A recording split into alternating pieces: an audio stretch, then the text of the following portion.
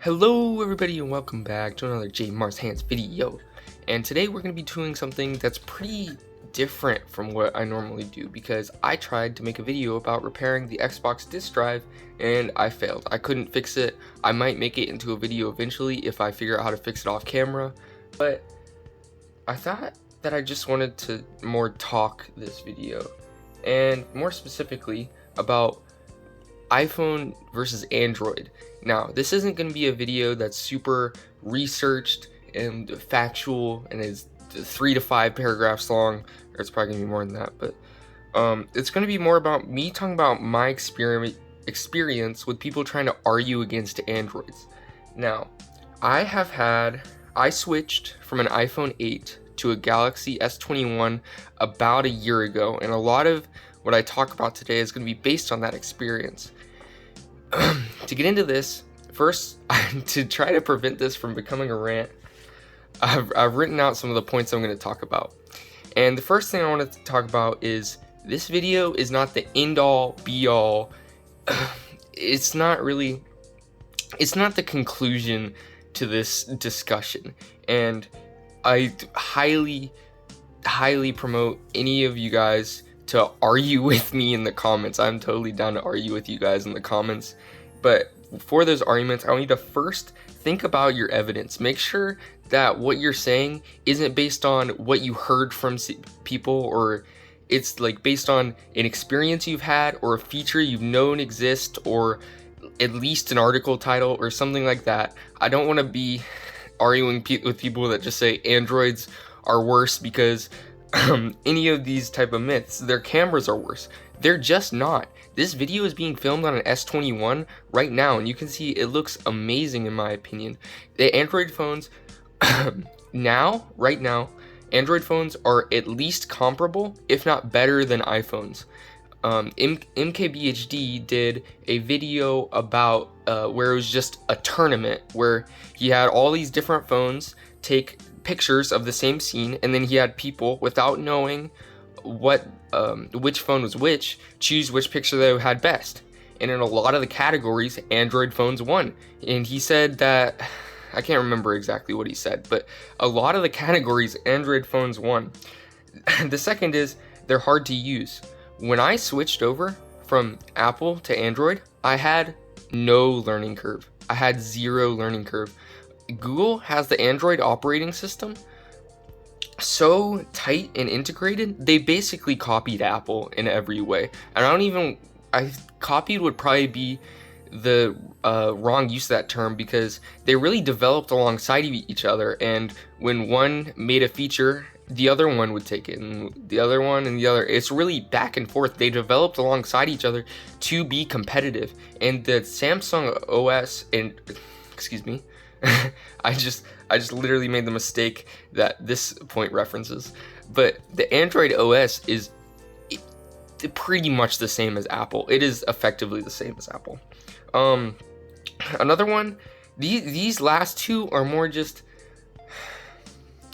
it's hard to put into words what these last two are, but it's just things that people say that just aren't like right. Androids lack features that Apple phones have, and this one I blame Apple marketing for, because what happens is, like, Android has a feature and Apple adopts it, and then Apple makes a marketing term for that feature, and then people see the Apple marketing term and just assume that Samsung doesn't have it because Apple was marketing that feature. Like Face ID is one of the things. I believe Android had Face ID first, Apple adopted it, and then Apple started marketing Face ID, and people just assumed Androids didn't have Face ID. Like, one of the arguments that my sister told me is that I don't want to switch to an Android because I like Face ID so much. Androids have Face ID. And the final one is, it's not just Samsung. People always say, oh, there's green bubbles because there's a Samsung. Oh, it's worse because it's a Samsung. It's not just Samsung. Android is an operating system made by Google that is licensed out to phone manufacturers. So Google does make phones. They make the Pixel line, and they made an OS for their phones. And so I'm actually not sure if the phones or the OS came first, but they made an OS and their phones use Android, but they also said, hey, other companies, you can pay us money and we'll allow you to use the OS too. So there's tons of companies that use Android phones.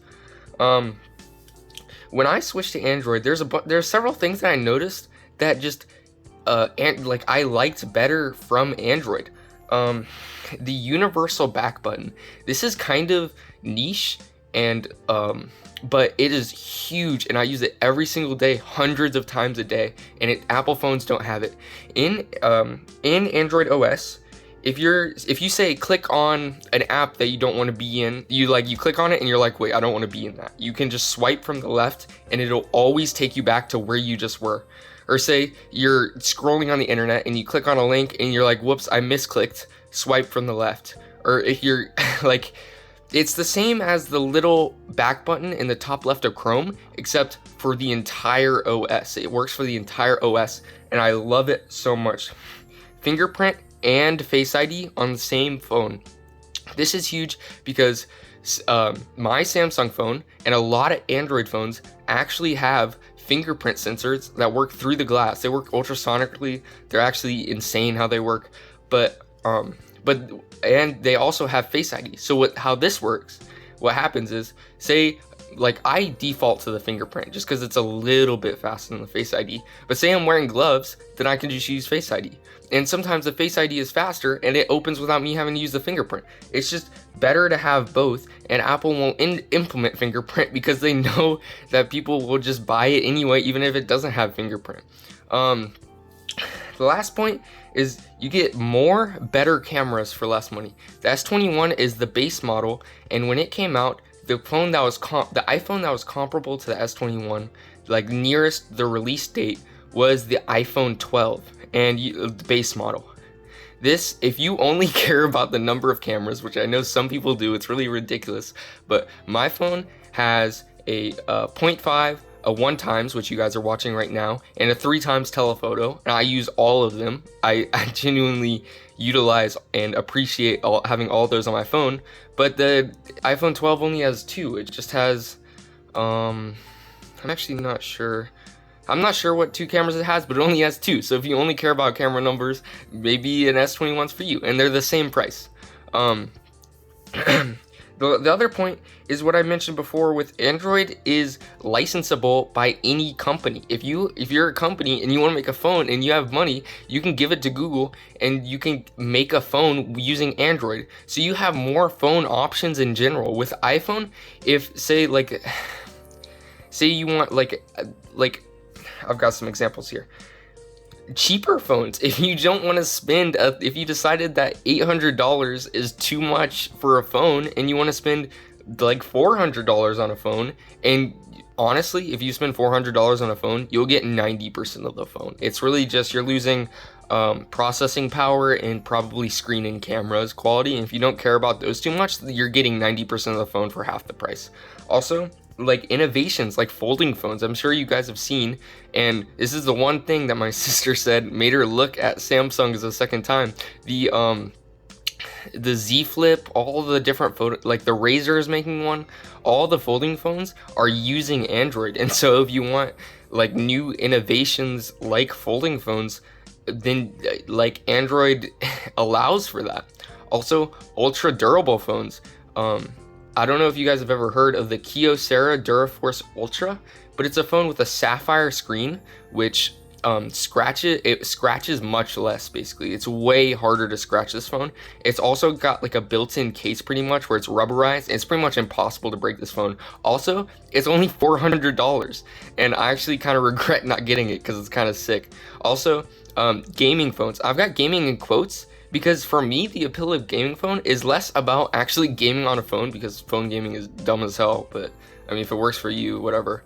And more about gaming phones are usually hot, like they're just higher end phones. They're like ultra flagship phones where they've got more processing power. They've usually got like extra buttons on them, extra features. There's one that was gonna come out that was water cooled, but it was just like a prototype, and so it wasn't gonna come out. So I guess that's a stupid point to make. Anyway, there's all types of features that come out with gaming phones, and I'd more label them ultra flagship phones.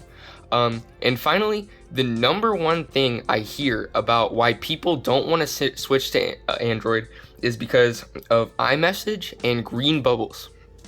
And let me say, because this is the number one thing I say to people when they complain about green bubbles. Apple could fix it. This is never ever going to happen in a million years. And MKBHD made an entire video about this subject. I'm definitely not delving into it as good as he does, but that video is definitely going to be right there. But Apple could fix it. There's two ways. There's two main ways they could fix it. They can make iMessage a downloadable app on Android, where it's just as good.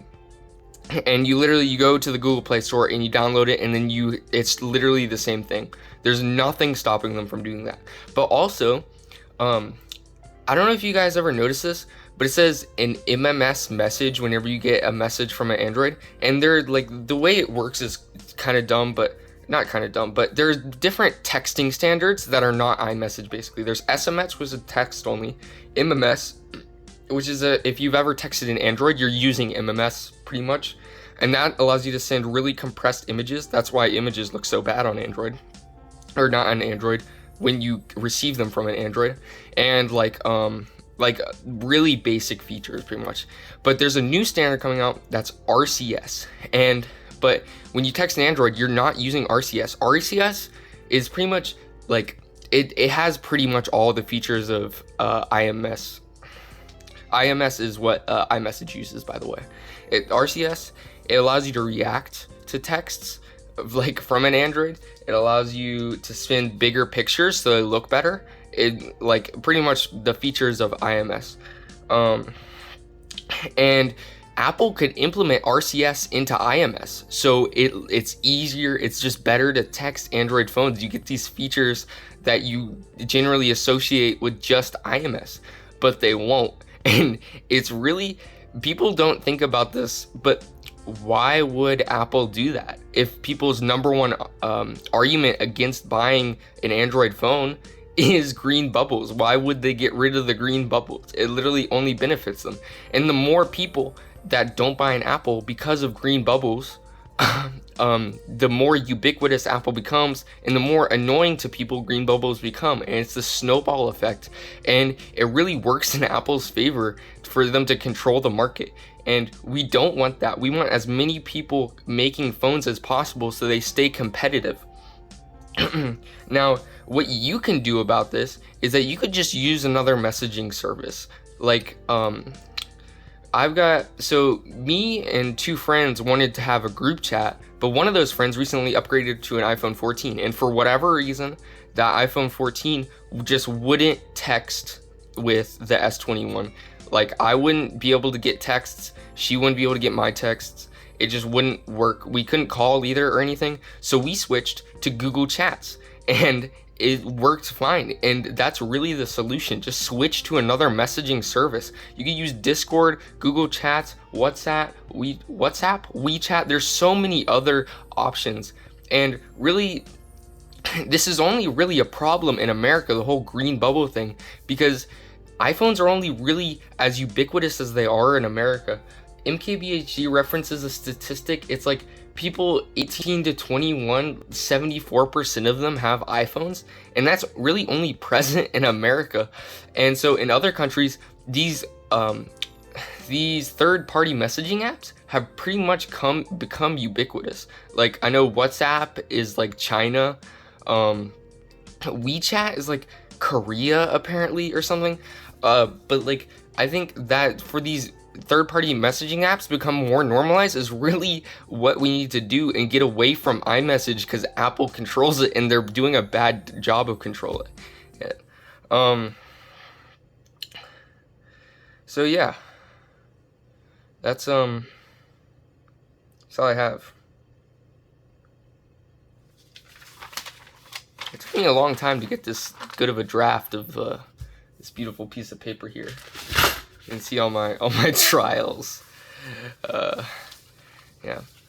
So again, Like and subscribe if you enjoyed it, and tell me down below if you want more of this type of content, and also I will argue with you in the comments. I'm really want to do that. But once again, make sure that your evidence or your support is based on either an actual feature in Samsung's or Apple, not Samsung's, Androids or Apples that actually exists and that you know exists, or an experience you've had. Like, don't come out with this like, oh, Android is bad because they're cheaper.